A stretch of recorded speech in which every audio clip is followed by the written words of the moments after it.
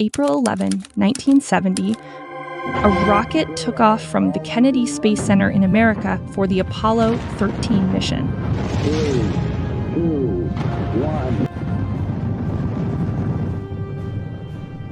On board were 3 astronauts headed to the moon.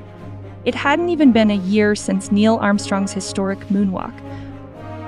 That's one small step for man, one giant leap for mankind. Marking this as NASA's third attempt to send people to the moon, the astronauts were hopeful and dreaming of stepping onto the lunar surface themselves. But in April 1970, around 330,000 kilometers from Earth, there was a sudden, loud explosion in their spacecraft. Okay, Houston, we've had a problem here. This is Houston. Say again, please. Houston, we've had a problem. One of the oxygen tanks burst, setting off alarms and warning lights. The astronauts could see the air leaking out, and the blast had thrown their spacecraft off course, pushing it further away from Earth with each passing second. At first, the ground control thought it might be a technical issue, but the astronauts confirmed the problem. One oxygen tank was broken and the other was leaking. Apollo 13 ended up farther from Earth than anyone had ever been before, and the focus shifted from reaching the moon to a crucial question: could they make it back home safely? It was a tough situation, a real struggle for the crew's survival.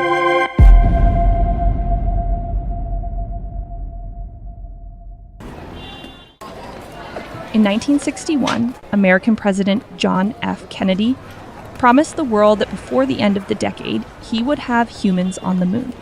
I believe that this nation should commit itself to achieving the goal before this decade is out of landing a man on the moon and returning him safely to the Earth. This promise should be seen in the context of the Cold War, when America and the Soviet Union were engaged in a space race to determine the leader in technology. In 1969, both the Apollo 11 and Apollo 12 missions were successful.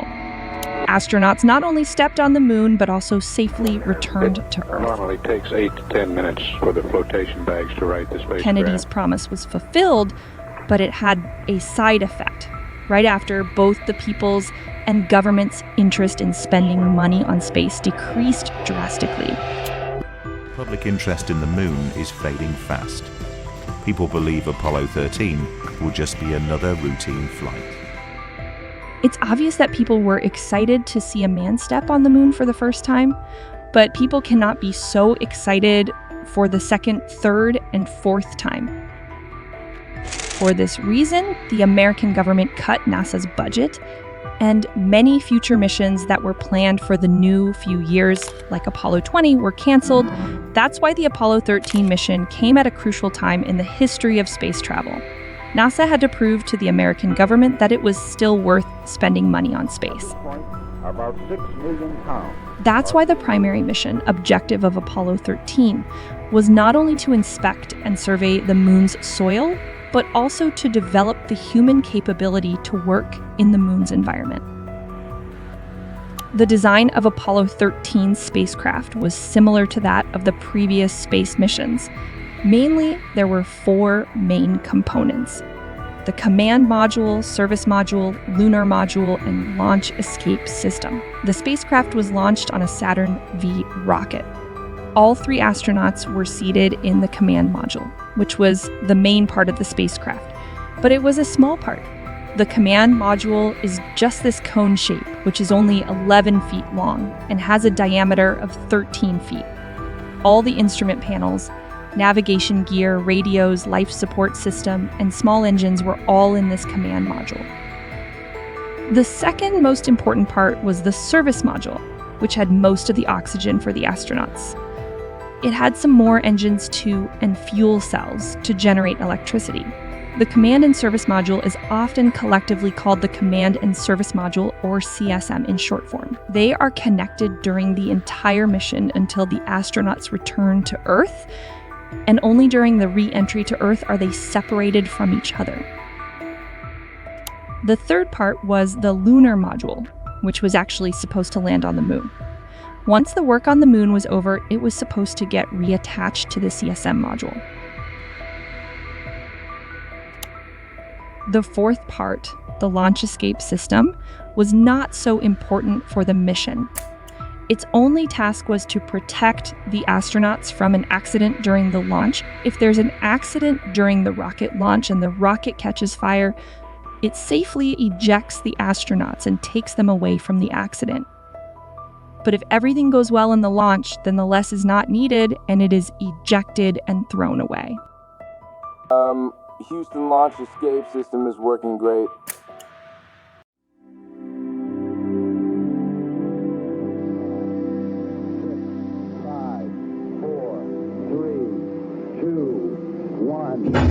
0. All engine running.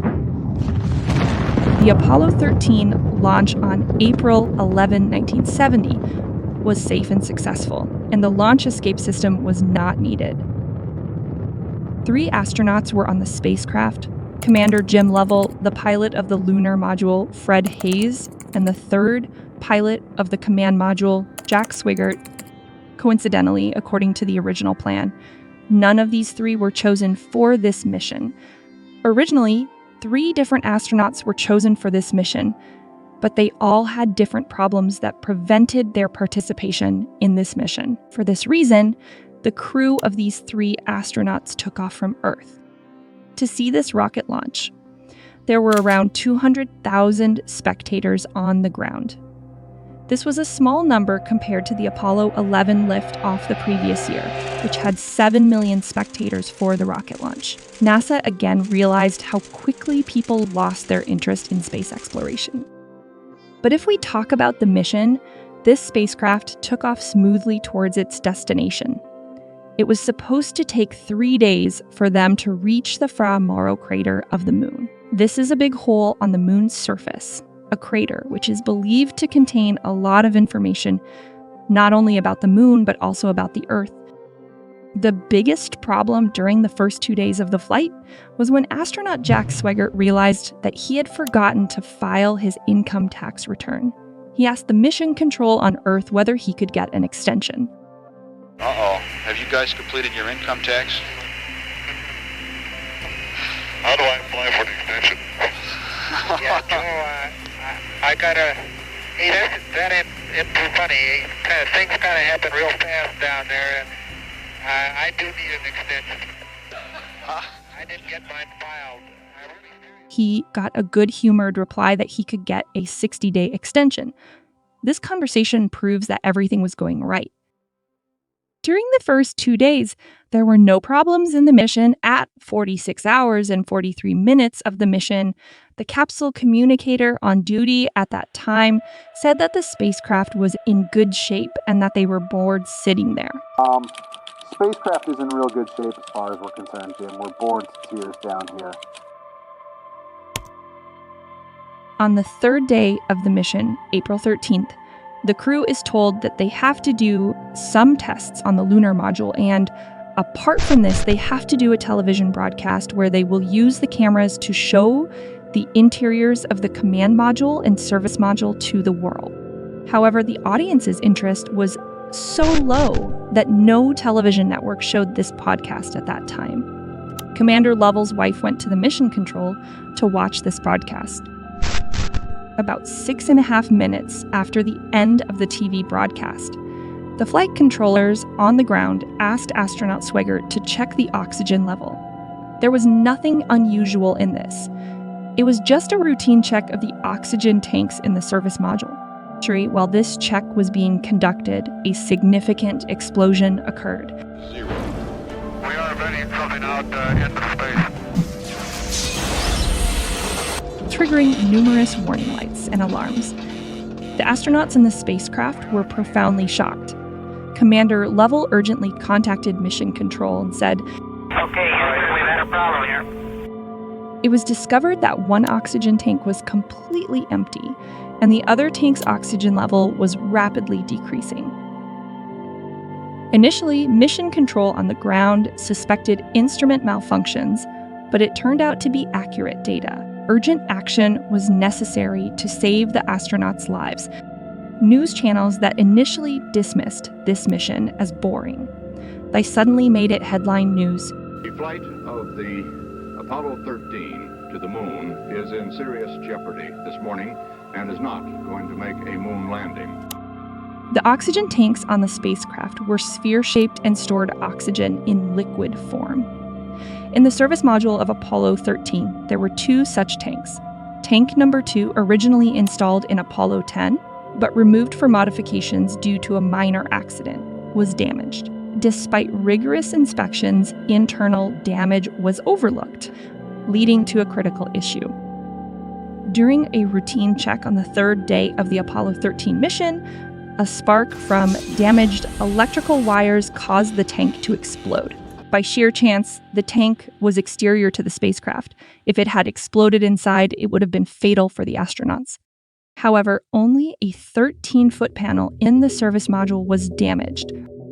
The extent of other damages within the spacecraft remained uncertain. A critical decision had to be made. The quickest return to Earth necessitated using the main engine of the service module, which was located near the explosion site. Due to the uncertainty regarding its condition, NASA's flight director chose an alternative approach, circling around the moon to return to Earth without relying on the damaged engine. However, this alternative posed a risk as it would take 4 or 5 days to complete the return journey. The astronauts had to ascertain if they had enough oxygen and water for the extended journey. Ultimately, NASA's flight director chose the longer, safer route back. The astronauts were instructed to shut down the CSM module immediately. While returning, they were advised to use the lunar module as a lifeboat. Although this decision was a safe option, it presented several problems. The lunar module was designed in such a way that only 2 astronauts could sit in it for about 20 hours. As I mentioned, its original purpose was to land on the moon and reconnect to the CSM module. However, now, it was anticipated that these 3 people would need to sit in the lunar module for 4 or 5 days. The engines of the lunar module were not designed to be fired repeatedly, posing a significant risk. To conserve supplies and energy, the astronauts were instructed to shut down all non-essential systems in the spacecraft, including the installed heaters. Preserving electricity was crucial. Following this plan, the astronauts settled in the lunar module, and for the first time, the engines of the lunar module were ignited. When an engine is started, it is called a burn. So they performed the first burn to alter their path. With this burn, they reached the other side of the moon, the far side becoming the first humans to venture so far from Earth. This achievement remains unbeaten to this day. At their farthest point, they were 400,000 kilometers away from Earth. If they continued on this path, they would reach Earth approximately 153 hours after launch. However, this time frame was very risky.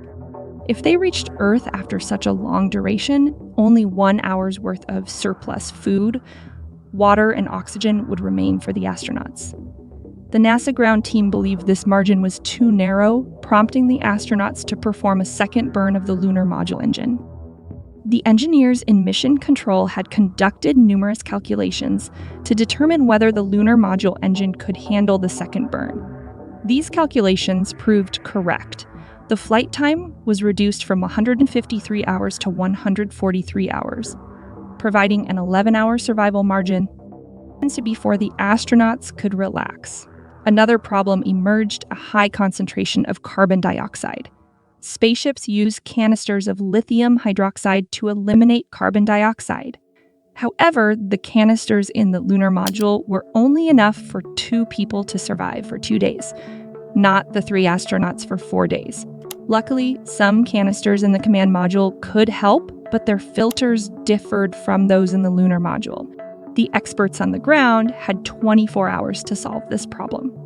Communicating with the astronauts, they gathered materials like plastic bags, cardboard, suit hoses, and duct tape, creating a contraption that successfully decreased the carbon dioxide levels.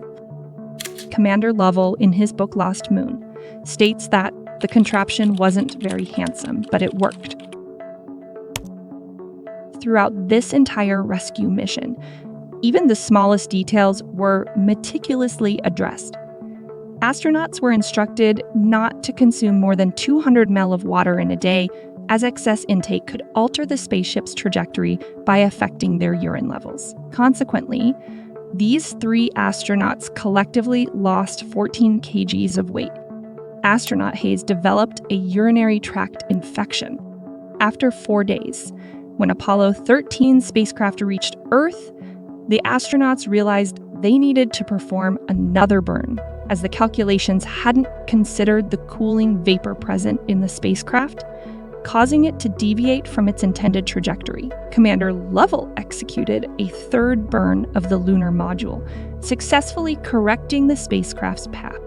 Fortunately, the spacecraft withstood the 3rd burn despite the lunar module being designed to withstand only 1 burn.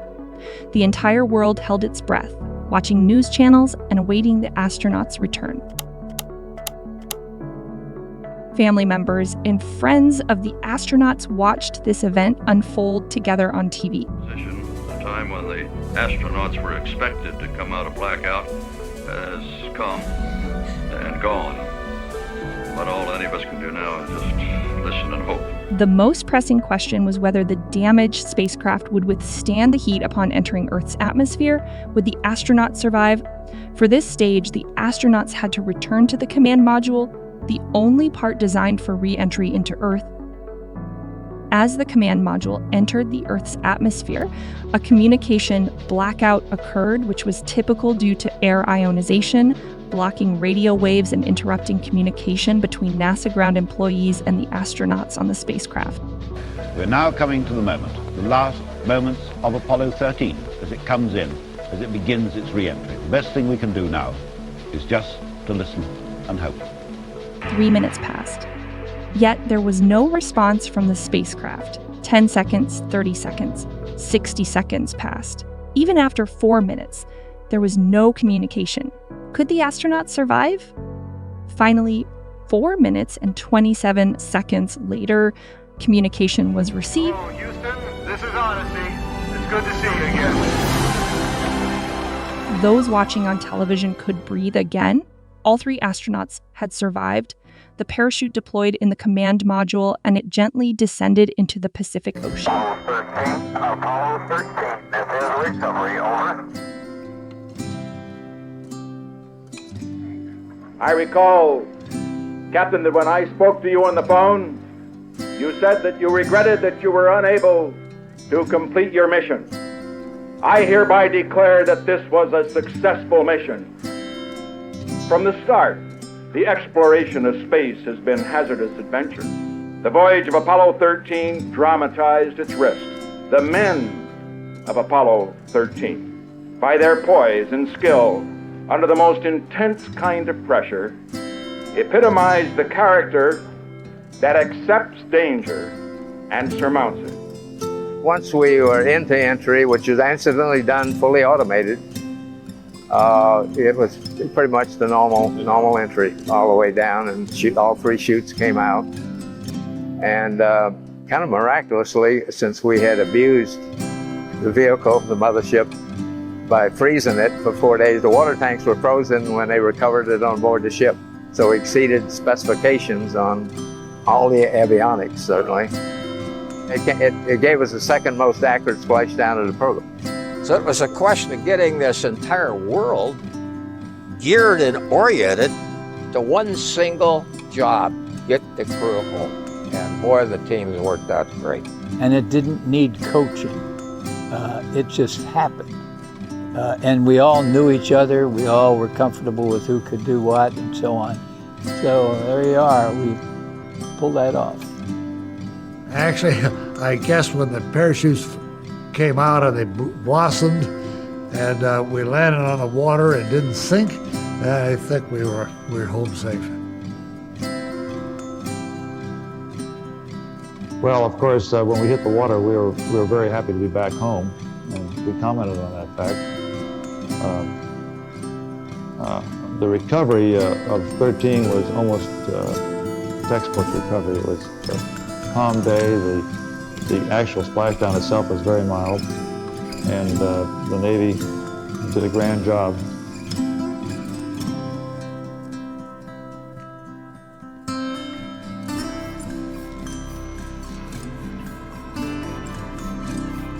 If anything, has increased my confidence in the ability of this nation's space program to take an unusual situation and react to it and come out with a successful conclusion. I consider recovery of the crew a successful conclusion of it. But I have nothing but the utmost admiration for the people on the ground who work tireless hours to get us back.